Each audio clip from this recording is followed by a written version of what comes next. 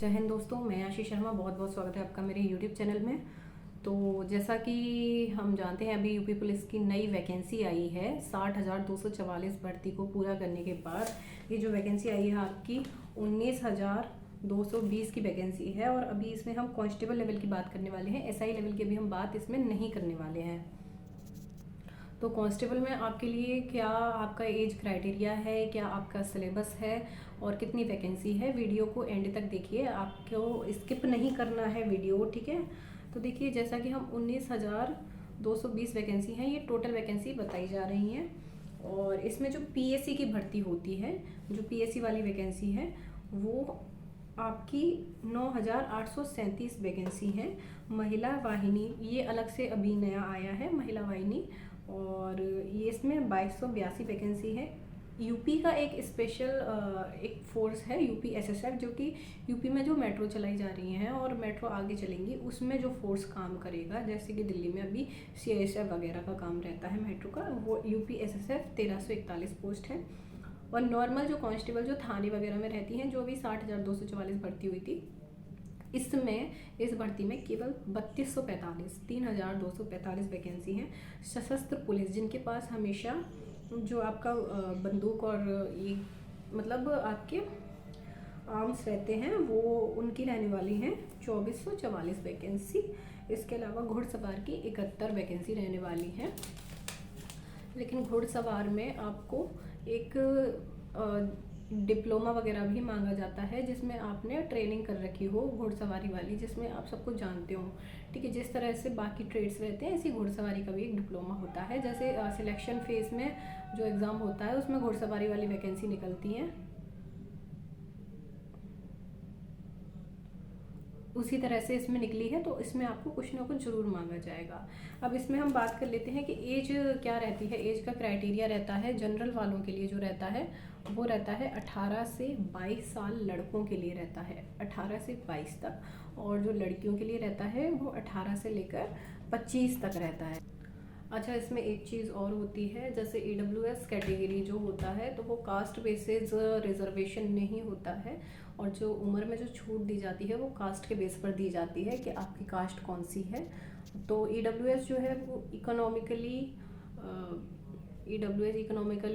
Weaker section भी कहीं कहीं बोलते हैं, और कहीं कहीं ईबीएस भी बोलते हैं, इकोनॉमिकली बैकवर्ड सेक्शन, जो मतलब गरीब लोग रहते हैं, यूआर वाले। तो उन यूआर वाले, यूआर मतलब अनरिजर्व्ड, जिनको कहीं से भी कोई रिजर्वेशन नहीं मिलता है, तो उनको एक उनकी फाइनेंशियल कंडीशन के ऊपर जो है ये आपको रिजर्वेशन दिया जाता है। बाकी कास्ट बेसिस नहीं होता है, इसलिए उनको उम्र में कोई छूट नहीं मिलती है। तो इनके लिए 10% सीट रिजर्व होती हैं।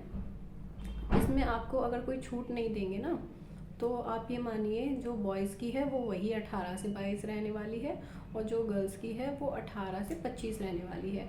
हालांकि SC ST OBC वाले जो रहते हैं, उनको 5-5 साल का रिलैक्सेशन दिया जाता है गर्ल्स और बॉयज़ में। तो अब बहुत सारे बच्चों का ये कमेंट आ रहा है कि ना, इसमें हमें रिलैक्सेशन मिलेगा, मतलब उस तरीके से मिलेगा कि कोरोना वाली जो थी छूट। तो देखिए भाई, मुझे तो मुश्किल लगता है कि इसमें नहीं मिलेगा। अब जैसे अभी 60,244 वैकेंसी आई थी, वो कोरोना के जस्ट बाद आई थी, तो उसमें आपको रिलैक्सेशन दिया गया था, 3 साल का एक्स्ट्रा दिया गया था। तो जो महिलाओं की थी जनरल की, वो उसमें भी 3 साल बढ़ाया, SC ST OBC में भी और पुरुषों में भी, सब में। लेकिन अब एक बार भर्ती पूरी हो चुकी है, अब इसके बाद जितनी भर्ती आएंगी उसमें एज रिलैक्सेशन मिलना, ऐसा तो कहीं नियम में नहीं लिखा है, और ना कोई इतनी छूट प्रदान की जाती है। एक बार आपको छूट दे दी है कोरोना की वजह से, महामारी की वजह से, लेकिन इसके बाद हर बार वैकेंसी आए, हर बार छूट मिले, ये चीज़ पॉसिबल नहीं है। हाँ, लेकिन ये एक भर्ती है, पीएससी वाली जो भर्ती है, ये पिछली बार आपकी 2018 में आई थी, और 18 के बाद ये अभी आई है जस्ट।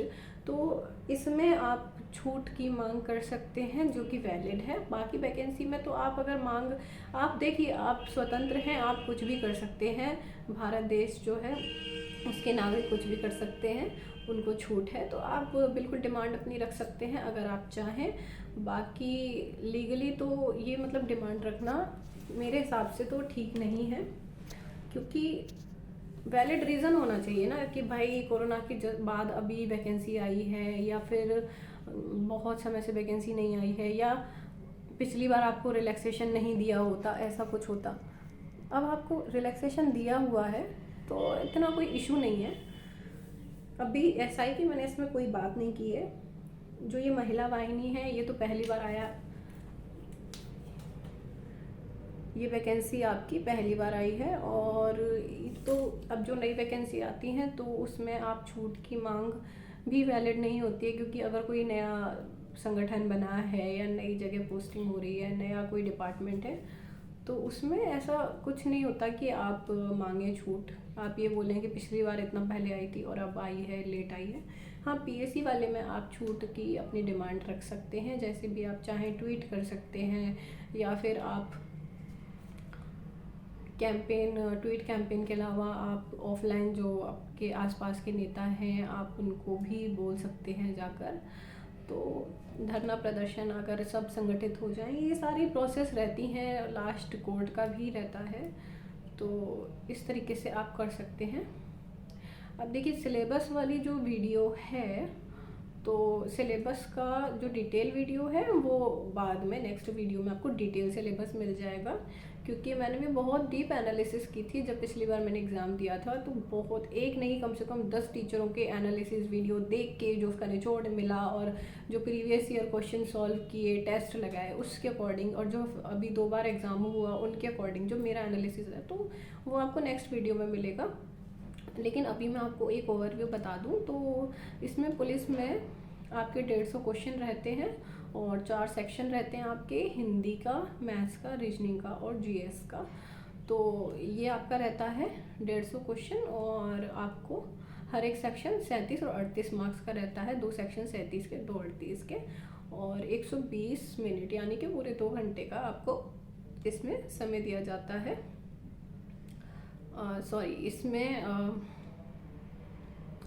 150 क्वेश्चन और 120 मिनट, ठीक है। इस तरह से आपको सॉल्व करना होता है, और सब बहुत सिस्टमेटिक वे में दिया जाता है, ऐसे मिक्स नहीं दिया जाता है, ठीक है। सेक्शन बने होते हैं, तो इस तरीके से आपको ये करना होता है। तो अगर आप मेरे साथ यूपी पुलिस की तैयारी करना चाहते हैं, तो मैंने एक 75 डेज सीरीज़ स्टार्ट करने का डिसीज़न लिया है। तो वो जो सीरीज़ है वो आपकी 1 अप्रैल से स्टार्ट होने वाली है, उसमें आपको जुड़ जाना है। तो आप मुझे सब्सक्राइब कर लीजिए, और मेरे व्हाट्सएप पर मुझे आप मैसेज करिए 8103384292। जब आप मुझे मैसेज करेंगे तो आपके पास एक लिंक आएगा मेरे व्हाट्सएप चैनल का, तो जब आप उसमें ज्वाइन हो जाइएगा, और टेलीग्राम से भी आप जुड़ सकते हैं, डिस्क्रिप्शन में आपको लिंक मिल जाएगा।